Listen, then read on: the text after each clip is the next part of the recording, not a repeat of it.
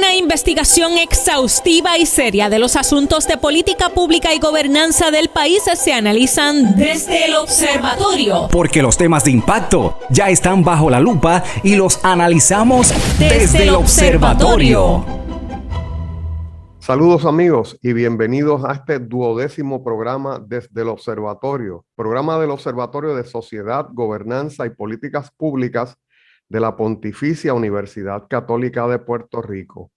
Programa que se dedica a discutir asuntos sobre gobernanza, sobre los problemas sociales, sobre temas de transparencia, acceso a la información y a presentar aquellas investigaciones que surgen de la Pontificia Universidad Católica en estas áreas del saber. Me acompaña como siempre la joven Jennifer Castellanos Barreto, asistente de investigación del observatorio. Saludos, Jennifer. Saludos, doctor Vera, es un gusto acompañarlo en este programa. Saludamos a todos nuestros oyentes quienes se conectan a través de Católica Radio y a quienes nos escuchan en la retransmisión en algunas de las plataformas digitales de la PUCPR. Y por supuesto, saludamos a nuestro invitado. De hecho, Jennifer, preséntanos al invitado. Claro que sí, doctor, con mucho gusto. Hoy nos acompaña el licenciado Carlos F. Ramos Hernández, quien posee un bachillerato en Relaciones Internacionales y Francés de Tufts University en Boston y es juris doctor magna cum laude de la Escuela de Derecho de la Universidad de Puerto Rico. Tras ser admitido en la profesión legal en Puerto Rico, el licenciado Ramos Hernández ha laborado como oficial jurídico para la juez asociada del Tribunal Supremo de Puerto Rico, la honorable Anabel Rodríguez Rodríguez, y para el juez presidente del Tribunal Federal de Estados Unidos para el Distrito de Puerto Rico, el honorable Gustavo Gelpi. En la actualidad es becario de la organización Equal Justice Works, y está destacado en el Centro de Periodismo Investigativo para trabajar como abogado de interés público en temas de acceso a la información pública y transparencia gubernamental. Bienvenido, licenciado Ramos. Muy buenos días, saludos a ambos, saludos a todos los radioescuchas, podcast escucha, ¿verdad? Que nos escuchan por las distintas plataformas. Para mí es un placer y un honor compartir este espacio con ustedes y esta colaboración con el Observatorio y con la Pontificia Católica. Para mí es parte de mi proyecto y hablaré un poco más de eso. Una colaboración estrecha con las escuelas universitarias, las escuelas de Derecho de Puerto Rico. Así que muy honrado por la oportunidad y listos para conversar de temas muy importantes que afectan al país y que la ciudadanía debe conocer. Perfecto, Así Carlos, es. bienvenido. Sí. De hecho, Jennifer, en el día de hoy vamos a hablar sobre el derecho a la información de los ciudadanos o lo que se llama el derecho a la información pública.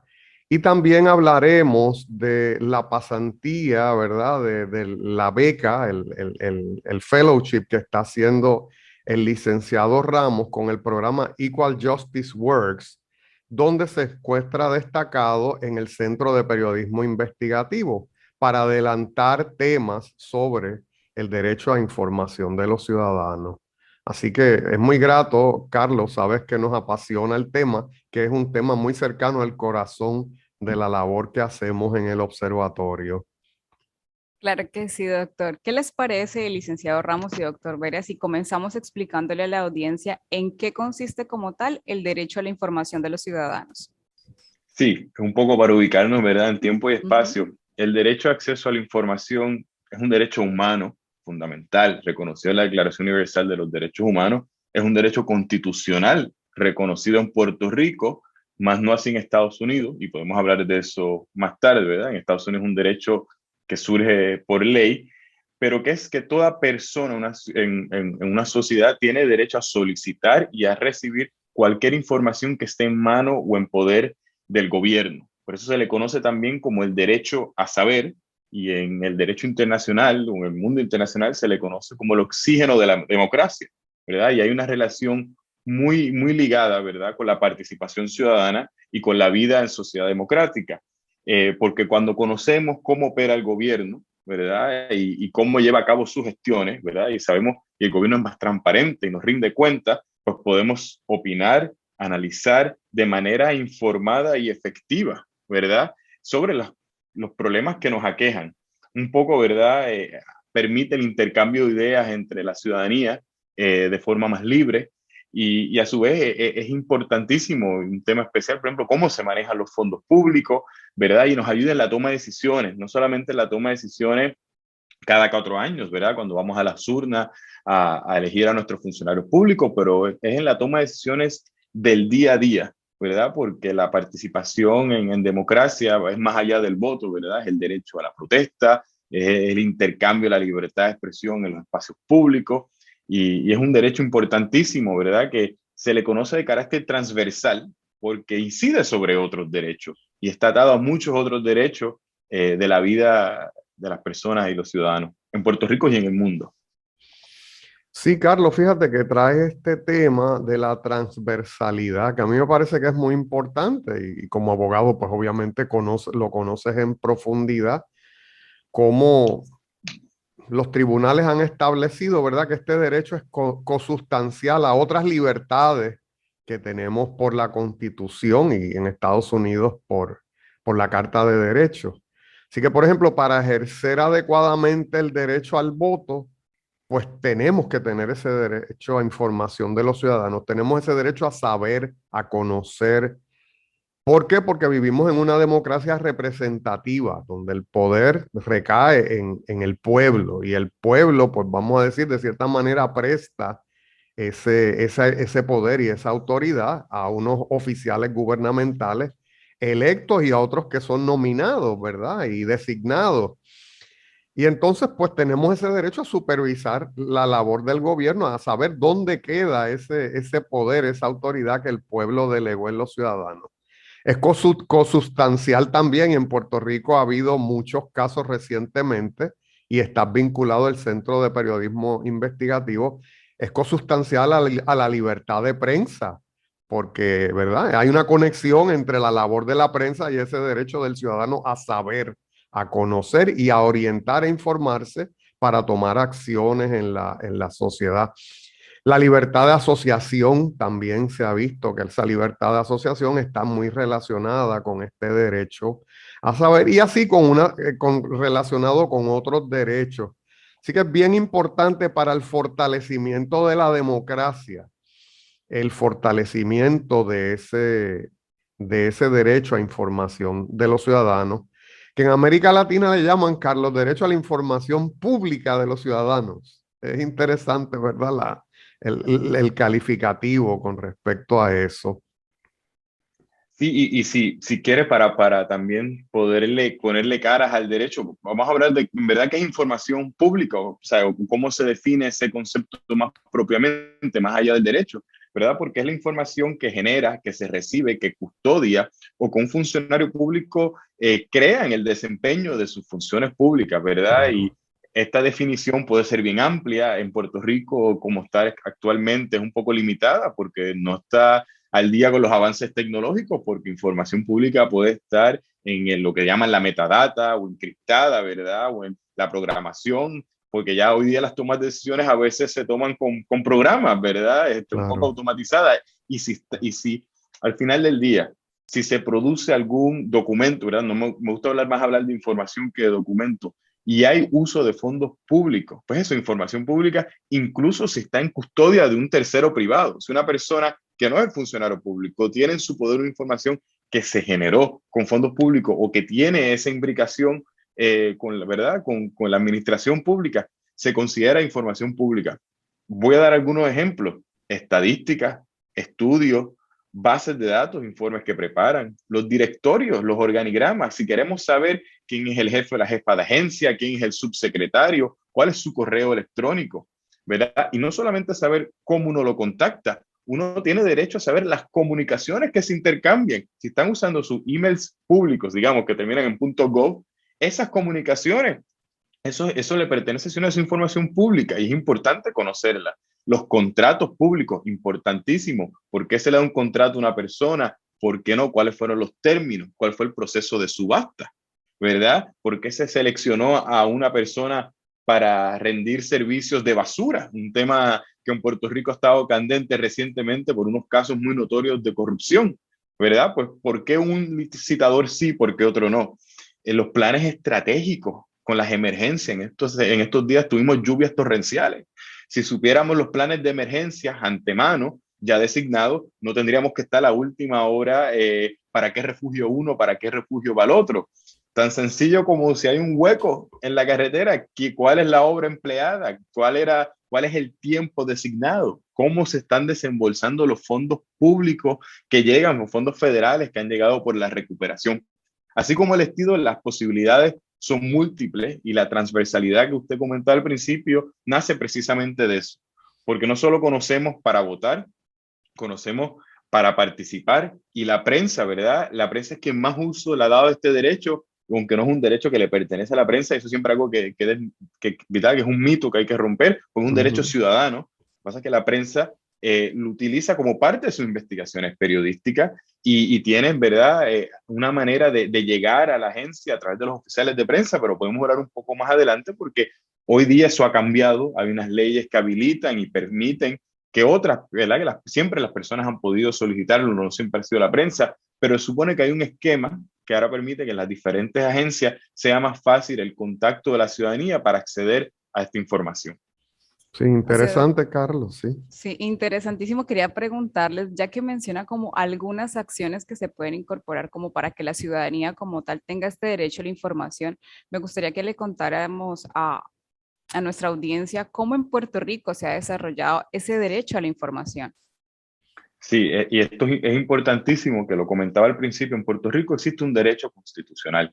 Eso quiere decir, aunque no está textualmente en la Constitución, nuestro Tribunal Supremo en 1982, en un caso importantísimo que es el Soto contra el Secretario de Justicia, decidió que el derecho a acceso a la información es un derecho constitucional. Y los hechos de este caso, ¿verdad? Es importante ponerlos en contexto, porque estos son los padres de los jóvenes asesinados en el Cerro Maravilla, ¿verdad?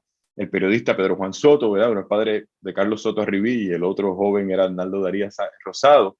Pues ellos querían tener acceso a los documentos de las investigaciones que había hecho la policía acerca del asesinato. Una vez habían concluido las pistas en el Senado, una vez, ¿verdad?, se habían empezado a esclarecer el caso, y de instancia la policía dijo que no, porque una ley decía que esos documentos eran confidenciales por un término de 40 años. Después de 40 años podíamos saber lo que era. Y pues obviamente el tribunal encontró que eso es impermisible, ¿verdad? Y crea por jurisprudencia, ¿verdad?, por una decisión que vincula a toda la sociedad, que existe un derecho a acceso a la información.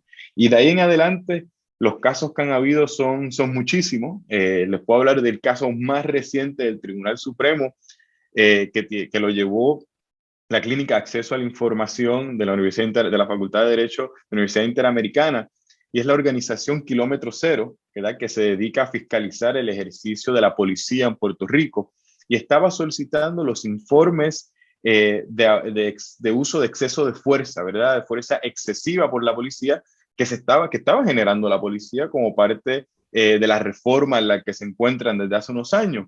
Y pues se negaban a entregarlo porque decían que cierta desinformación era confidencial. Eso muchas veces, ¿verdad?, no es un derecho absoluto. El Estado, ¿verdad?, el gobierno puede reclamar confidencialidad, pero tiene que justificarlo. Y justificarlo de una manera que tiene un interés apremiante en que esa información no se divulgue, y hay una presunción de todo lo que se considera información pública, como había mencionado anteriormente, se divulgue. Y eventualmente tuvieron que entregar los informes de abuso, porque es importante saber cómo la policía está llevando a cabo sus labores y, por ejemplo, cómo está cumpliendo con los deberes de la reforma de la policía.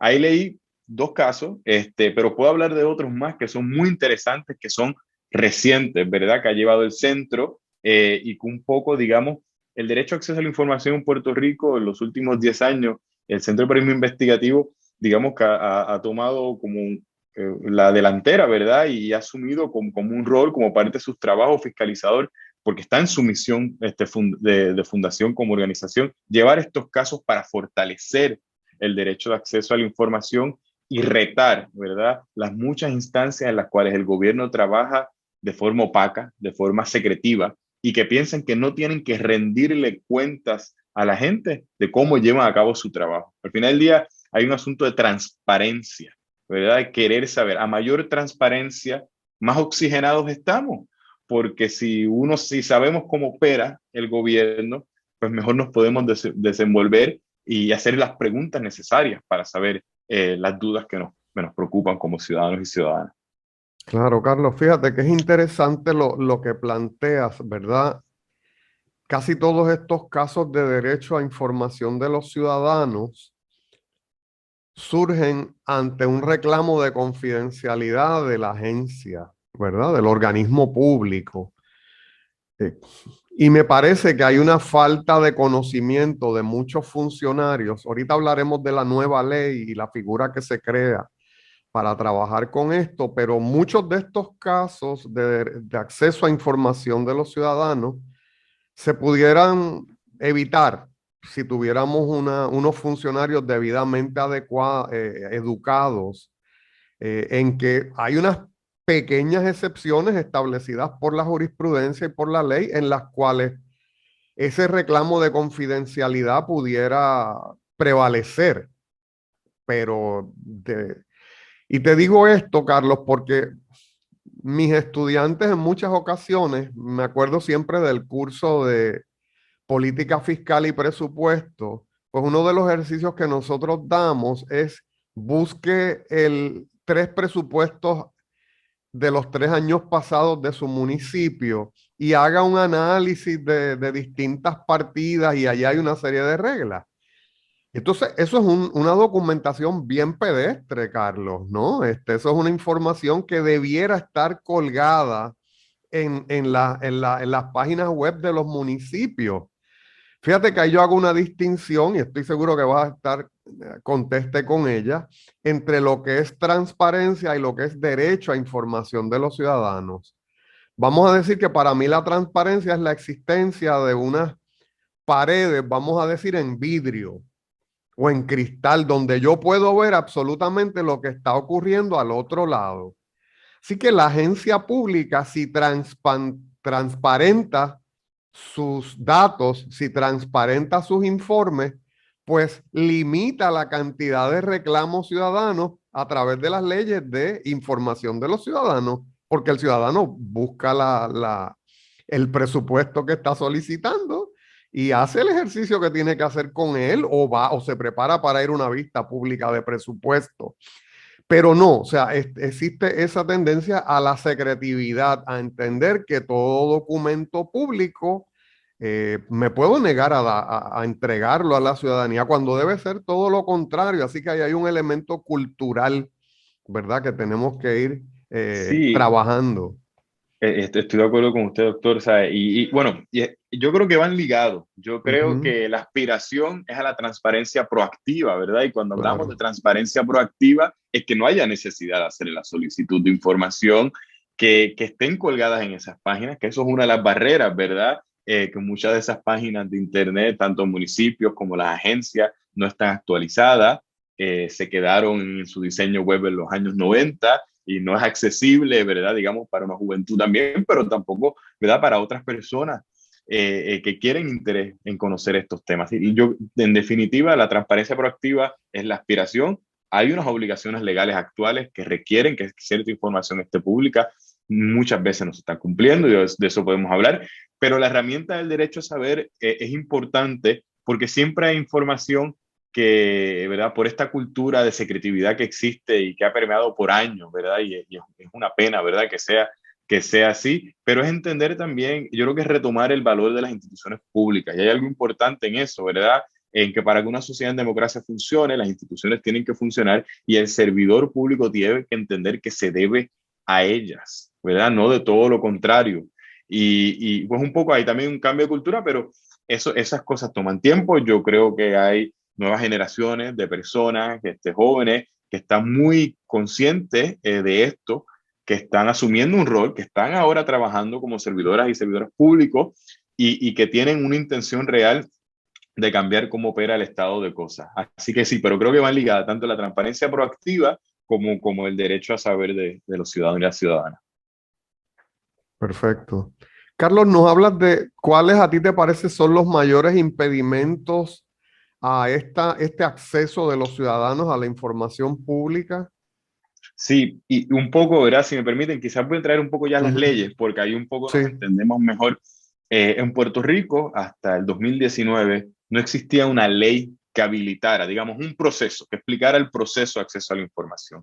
En Puerto Rico era un derecho constitucional y la manera de pedirlo, pues uno lo pedía en la agencia, no les hacían caso y tú ibas al tribunal.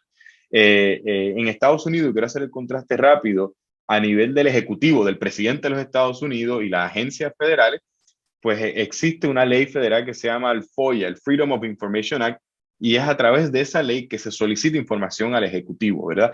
Esa ley no aplica ni a la rama judicial federal ni al Congreso de los Estados Unidos. En Puerto Rico, el derecho aplica a las tres agencias, ¿verdad? A las tres ramas constitucionales. Y en el 2019 se aprueban dos leyes, la ley de datos abiertos, que es la ley 122 de 2019, y la ley de transparencia y procedimiento expedito para el acceso a la información pública, la ley 141 del 2019. Estas leyes, y hay que decirlo, ¿verdad?, no contaron con el apoyo de la sociedad civil, no contaron con el apoyo de los gremios periodísticos, y se firmó en el último día de la gobernación del pasado gobernador Ricardo Rosselló. Así que un poco se aprobaron a oscuras, no se aprobaron en la luz pública, pero es el Estado de Derecho vigente y es el Estado con el que hay que cumplir y debemos llevar a cabo los casos. Las leyes ahora exigen, ¿verdad?, unos procedimientos un poco, ¿verdad?, unos requisitos de forma que podemos hablar después de cómo hace la solicitud, cómo se envía, pero crea una figura. Se supone que en la agencia exista lo que se llama un oficial de información.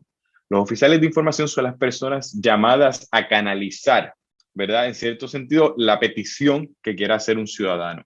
Esta persona se encarga de buscar la persona dentro de la agencia que podría tener la información que la persona está solicitando, la estadística, porque quizá la estadística la tiene el departamento de informática de esa agencia y no lo tiene el secretario o no está al tanto de eso. Muchos de estos oficiales de información no han sido nombrados, así que ahí tenemos una barrera.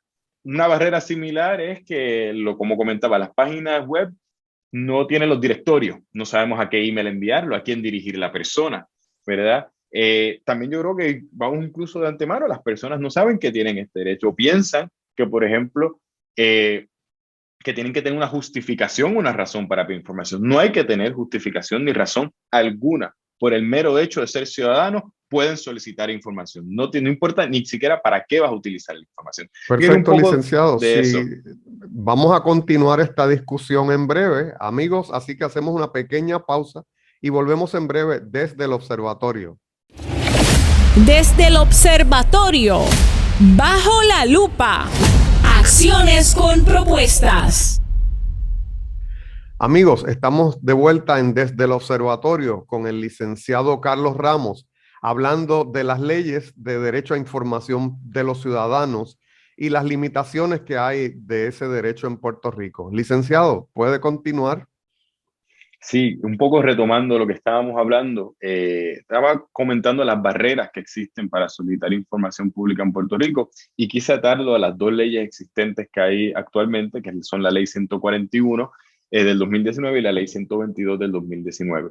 Me estaba enfocando en la 141, que es la ley del procedimiento, ¿verdad? Y un poco, pues, yo creo que parte de las barreras es el desconocimiento de que el procedimiento actual pone, digamos, unas reglas de juego que en gran parte facilitan el acceso a la información a las personas, porque, por ejemplo, digamos, ya está claro que es una solicitud a una agencia, digamos que vamos a hacer algún ejemplo, queremos saber estadísticas de rendimiento de una agencia, pues uno escribe una carta o escribe un correo electrónico, detalla la información que está solicitando, a su vez le añade cómo quiere recibir la información, en qué formato, a través de qué email, y usted busca a la persona designada, ¿verdad? Se supone que es un oficial de información, que es algo que está explicando ahora, pero que muchas agencias aún no han sido nombradas y que se puede dirigir al secretario o a la secretaria de la agencia, se puede dirigir al oficial de prensa, cualquier persona, la ley permite que cualquier persona reciba la solicitud, la persona lo recibe y se supone que en un término de 10 días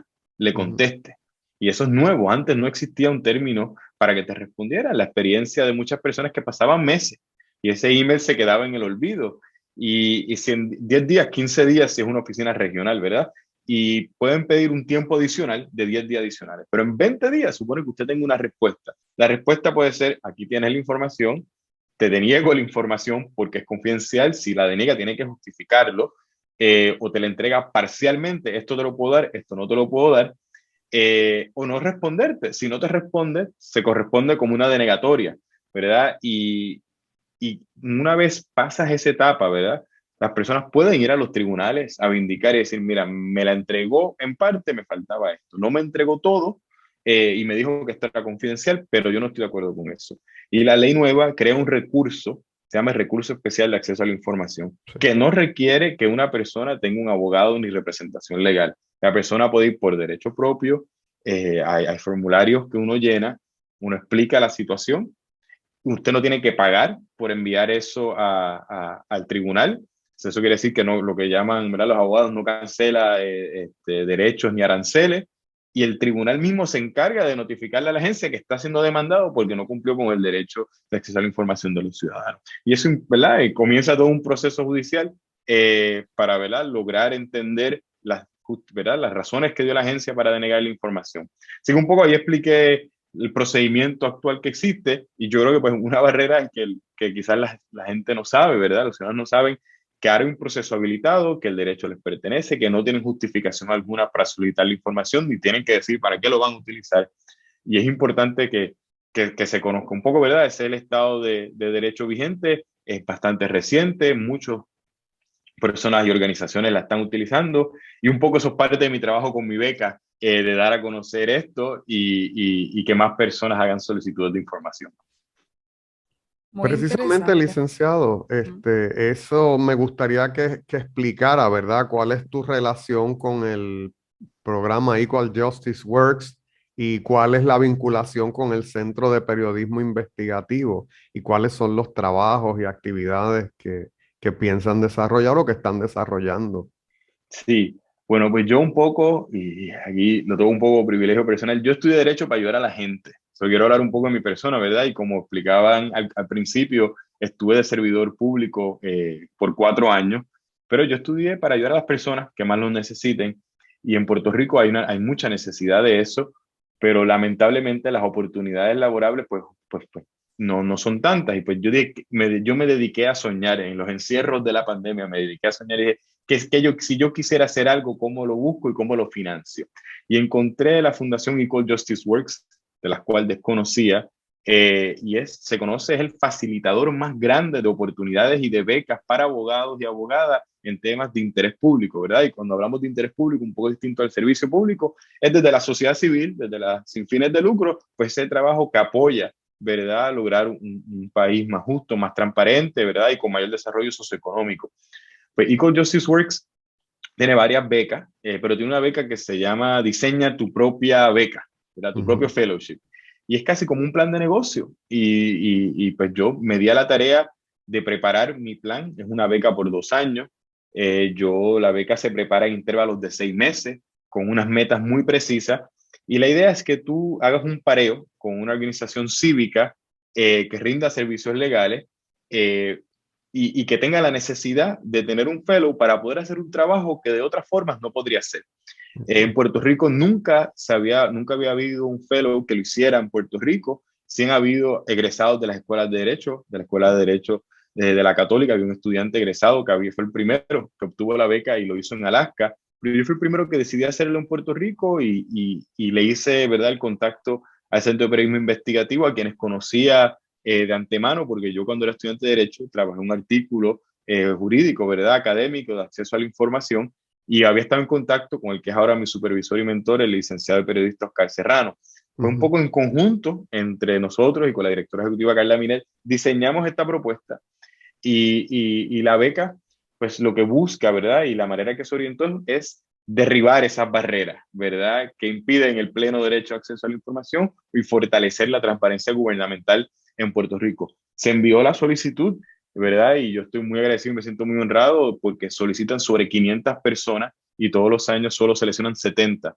Y ser el primer egresado de la Universidad de Puerto Rico y hacerlo en Puerto Rico, yo lo llevo con mucha honra y con mucha responsabilidad también, porque quiero abrir caminos y que otras personas conozcan de esta beca y sigan solicitando. Así que un poco ese es el proceso de solicitud, así llego a la beca, y el trabajo con el CPI ahora, pues un poco pues implementar esas metas. Yo orienté la manera de derribar las barreras y fortalecer el derecho de acceso a la información mediante 3 componentes o herramientas principales. Uno, que son los litigios estratégicos o de impacto, ¿verdad? Crear situaciones en los tribunales para mejorar el Estado de Derecho a acceso a la información, retar las leyes. y así por el estilo, tiene un componente muy, muy importante de educación cívica, educación popular, educación en derechos humanos, que es parte del ejercicio, ¿verdad?, de esta conversación, que es que Claro. las personas y los Ujú. ciudadanos conozcan de este derecho. Mi meta en estos 2 años es dar cuanto talleres yo pueda, cuanta conferencia yo pueda, no solo en las universidades y en el mundo académico, sino también en comunidades en Puerto Rico. Cualquier líder comunitario que me quiera invitar, allí yo estaré dispuesto a hablar sobre estos temas. Y pues yo creo que, ¿verdad? Porque a mayor conocimiento, mayor efectividad se le puede dar al derecho. Se tiene un último componente de abogacía legislativa, ¿verdad? De trabajar con política pública, de trabajar a mejorar desde las leyes que existen, pues que haya mayor participación ciudadana. Así que un poco, ¿verdad? Esas son las 3 metas principales y en 2 años, pues digamos que la meta última es cambiar o mejorar el estado de cosas y que haya, digamos, menos opacidad gubernamental y mayor transparencia, que más personas conozcan de la ley, que más solicitudes se hagan, porque creo que eso que hablábamos al principio del programa de la cultura de secretividad, pues una manera de atacarlo, claro, adiestrar y capacitar a funcionarios públicos, pero también si tienen más solicitudes no les va a quedar de otra que atenderla y entender cuál es el procedimiento justo para tratar a los ciudadanos que lo solicitan. Perfecto, Carlos. ¿Cómo ves el futuro del derecho a la información en Puerto Rico? O vamos a dialogar, ¿verdad? Sobre ese tema. Pues yo, pues yo soy optimista, quizás porque soy optimista por naturaleza, Ujú. independientemente del tema que me ponga, y porque creo que la propuesta que estamos llevando a cabo ahora y las metas del fellowship van a tener un impacto y yo creo que ya lo están empezando a tener. Digamos, vayamos por partes, ¿verdad? Están las leyes de acceso a la información. Esas leyes, hay unos procesos actuales en la legislatura que se están dando, el CPI ha participado de ello, y otras organizaciones cívicas y ciudadanos y funcionarios públicos para evaluarlas y ver de qué manera se pueden enmendar, se pueden derrogar, que cuál es el mejor paso. No sabemos qué va a pasar en ese camino. Ojalá algo fructífero salga de manera positiva para que sea más accesible. Por ejemplo, hace poco se aprobó una enmienda, porque cuando después de que la agencia te dice que no, se supo, la ley decía que tú solamente puedes ir al Tribunal de San Juan a llevar tus reclamos. Y pues es un problema de acceso a la justicia, porque, pues porque hay varias regiones judiciales y se enmendó la ley para que diferentes personas, la persona que solicitó la información, pues presente sus recursos después en el tribunal, en la región judicial donde vive. ¿Verdad? Hay muchos casos que, por ejemplo, que se estaban viendo, que eran de residentes de Ponce, se estaban viendo en San Juan, residentes de Vieques, que se supone que se vieran en Fajardo y tenían que ir a San Juan. Así que, por Wow. ejemplo, ya vemos que han empezado varias maneras de mejorar esa accesibilidad, pero independientemente de los esfuerzos legislativos, ¿verdad? Que eso pues no tenemos mucho control sobre eso, más allá de hacer las comparecencias que haya que hacer y dar nuestra opinión en las vistas públicas, ¿verdad? Yo sí pienso que mientras más solicitudes se hagan, y yo espero que se vayan haciendo, no solamente por mi trabajo del fellowship, sino por la divulgación pública que se le dé a este derecho, la cultura tiene que cambiar y va a ir cambiando. Ya hay, por ejemplo, yo mencionaba que muchas agencias no tienen sus oficiales de información, pero muchas sí las tienen y ya están operando directamente con ese esquema. Te dan acuse de recibo y te dan un número de identificación, no todas, pero lo tienen. A los 10 días, si te tienen que pedir el tiempo adicional, te lo piden. Las cosas toman tiempo. Yo creo que la tecnología también va a ayudar mucho en estos esfuerzos a modernizar las páginas, a modernizar la manera en que las personas entienden cómo todo funciona. Y sí quisiera pensar que, que abrir la puerta a que se lleven los casos en otros tribunales de otras regiones judiciales, pues más jueces y juezas van a conocer la ley, van a saber cómo trabajarla y los referentes que tiene y las decisiones que le vinculan, todo es a favor de la transparencia, de esa presunción que existe de la información pública. Así que yo soy optimista de que quisiera pensar de que los esfuerzos que estamos haciendo van a rendir frutos positivos, pero tampoco es de la noche a la mañana. Esto toma tiempo. Creo que vamos en la dirección correcta y quisiera pensar de que también los funcionarios públicos y el gobierno entiende que si tenemos esas paredes de cristal, de vidrio que usted comentaba, Ujú. y fiscalizamos mejor, pues más certeza tiene y confianza puede tener la ciudadanía en el desempeño de su trabajo. En tu trabajo diario, ¿qué agencias te parece que han avanzado más en ¿verdad? En atender o acoger este mandato de ley y cuáles te parece que están más rezagadas? ¿Verdad? No, sé que son muchas agencias, pero las que sobresalgan, ¿no? Sí, bueno, y de eso puedo comentar un poco de la experiencia de los casos que ha llevado el centro, ¿verdad? Que yo no lo he llevado Ujú. porque yo me incorporé hace poco, pero, por ejemplo, ha habido mucho problema con el Departamento de Salud y el Departamento de Educación, y las notas periodísticas que reseñan esto lo dejan saber muy claro. El centro pidió la base de mortalidad, la base de datos de personas que han fallecido en Puerto Rico, lo lleva pidiendo ya 3 veces. Es la misma base de datos, pero actualizada.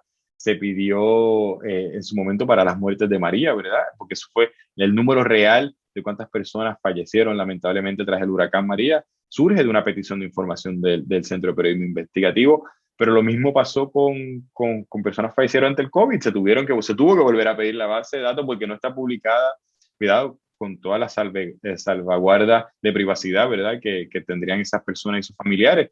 Pues no estadísticas que mantienen al tanto. El Departamento de Educación tiene serios problemema ofreciendo datos y estadísticas. Hace poco, ¿verdad? También salió un reportaje que tiene que ver con el cierre de escuelas que se estaban considerando también con el trabajo del centro, y si no es porque se hacen peticiones de información, no tienen transparencia proactiva en cuanto a erradicar eso. Sí, hay otras agencias que digamos, tienen el esquema mejor montado y cumplen bastante bien. El Departamento de Hacienda Ujú. tiene sus oficiales y cumple, digamos, las organizaciones más financieras, ¿verdad? Un Sí. poco quizás la naturaleza misma de cómo llevan su trabajo se hace. El Departamento de Justicia también, y mantienen una base de datos porque supone, la ley también exige que se publique un informe mensual, que mensualmente digan, mira, se hicieron X solicitudes, este es el tracto, se concedió, no se concedió y la justificación, ¿verdad? Así que por lo menos puedo decir, dos agencias también constitucionales que están llevando bien a cabo el programa, pero la gran mayoría, y tengo que decirlo, la gran mayoría de las agencias en Puerto Rico no están cumpliendo, a pesar de que tienen directrices para así hacerlo. Y un poco, pues, hay que ir poco a poco. Y de los municipios, pues también, porque la ley le aplica a los municipios, a las corporaciones públicas, a la rama judicial, al Poder Legislativo, a diferencia de Estados Unidos, como comentaba la primera parte del programa, que no le aplica al Congreso, que no le aplica a la rama judicial. A Puerto Rico les aplican a todos ellos. La rama judicial sí tiene su oficial de información. La legislatura, pues, ¿verdad? La ley le obliga, pero pues quizás deberían tener mayor transparencia proactiva, ¿verdad? Yo creo que hay unos esfuerzos en esa dirección. Y los municipios, pues también, yo creo que no hay muchos municipios que saben que están sujetos a esta ley y que deben de tener esas personas nombradas y que deben de tener el trámite hecho de la manera más fácil posible. Así que hay mucha tarea, mucho trabajo y camino por recorrer, pero yo creo que no hay de otra. Yo creo que no hay de otra porque esa es la ley vigente y mientras más, repito, mientras más solicitudes se hagan, más van a tener que ajustarse a esas realidades. Fíjate, traes un punto bien interesante que son estos reclamos de información del CPI para lo del huracán María. Para mí ejemplifican la importancia de este derecho, ¿verdad? Porque vamos a decir que hoy día la preparación académica está distribuida normalmente en la población. Tenemos mucha gente preparada. Así que las agencias gubernamentales pueden recabar unos datos, pero quizás la interpretación que le dan a los datos no es la correcta, porque hay ciudadanos, estudiantes doctorales, estudiantes de maestría, profesionales, que tienen el conocimiento para analizar esos datos y llegar quizás a unas conclusiones más correctas. ¿Qué te parece de eso, Jennifer? Esa idea del ciudadano Sí, como un eso filtro, justamente ¿verdad? quería preguntarle al licenciado, ¿no? Un poco como yo como persona natural en un proceso de investigación, por ejemplo, los estudiantes de disertación o maestría que necesiten información para sus investigaciones. Entonces pueden reclamar como tal la información que necesitan, que les Sí, sirva como un marco de referencia de lo que hay en Puerto Rico, de lo que sucede en Puerto Rico frente al fenómeno o lo que estén investigando. Sí, eso es totalmente así. El derecho ciudadano, pero como decía, no le pertenece a la prensa, es un derecho ciudadano. Lo que pasa es que quienes más lo llevan porque su trabajo pues, ha sido en diferentes medios. Pero precisamente el primer caso de Soto que comentaba eran padres, el caso de Kilómetro Cero eran organizaciones cívicas que después hacen informes y rinden informes estadísticos preparados por académicos contratados y cualquier persona puede hacer la solicitud y en teoría, ¿verdad? Ante la realidad de que son 10 días o 20 días y piden tiempo adicional, pues, y si vas al tribunal, pues hay unas obligaciones, supone que el juez resuelva rápido la controversia. Yo, digamos que en un mes y medio o 2 meses, pues puedes tener, si llegamos al problema de que no te la quieren entregar, quizás te cumplen. Y de hecho hay agencias que a la que presentan la demanda rápido se asustan y te dan la información. O sea, que parte de un proceso investigativo, sobre todo maestría, creo que tienen más tiempo, se identifican informes que necesitan, estadísticas que necesitan y que no están disponibles, ¿verdad? Pueden canalizar la información como una solicitud de información pública y tienen una serie de derechos que los protegen y que habilitan para que logren obtener esa información. En definitiva, puede apoyar muchísimo el trabajo académico en Puerto Rico a grandes escalas. Fíjate, Carlos, ejemplificando esto, el caso de Catherine Angueira versus la Junta de Libertad bajo palabra, Jennifer. Catherine Angueira es una doctora en psicología, víctima de delito.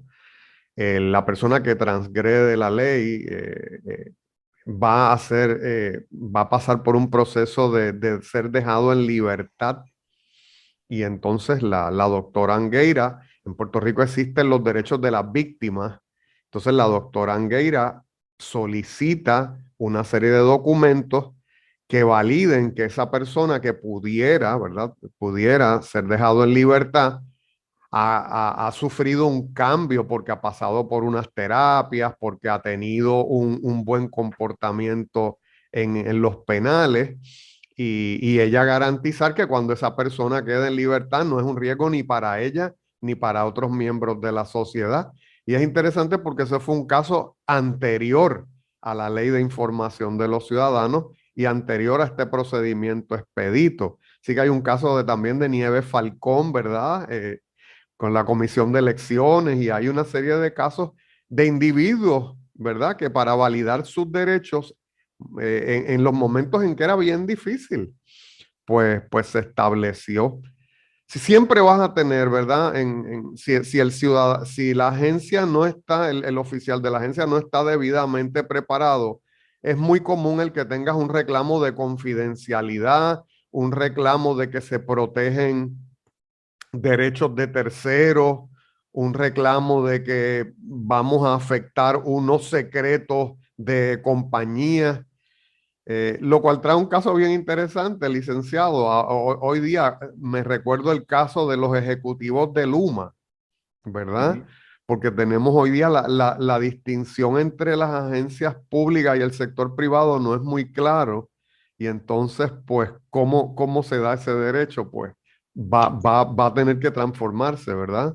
Eso es uno de los retos, ¿verdad?, de cara al futuro. Ese caso de Luma que llevaron desde la legislatura, claro, desde los poderes investigativos que tiene la legislatura, no fue una solicitud de acceso a la información en la vertiente, ¿verdad?, más tradicional, pero esos son los retos que hay. La privatización parece que va a seguir ocurriendo en Puerto Rico. ¿Y cómo trabajamos, verdad? Yo quisiera pensar que cuando dice información pública custodiada por terceros privados, pues que eso sea información pública, ¿verdad?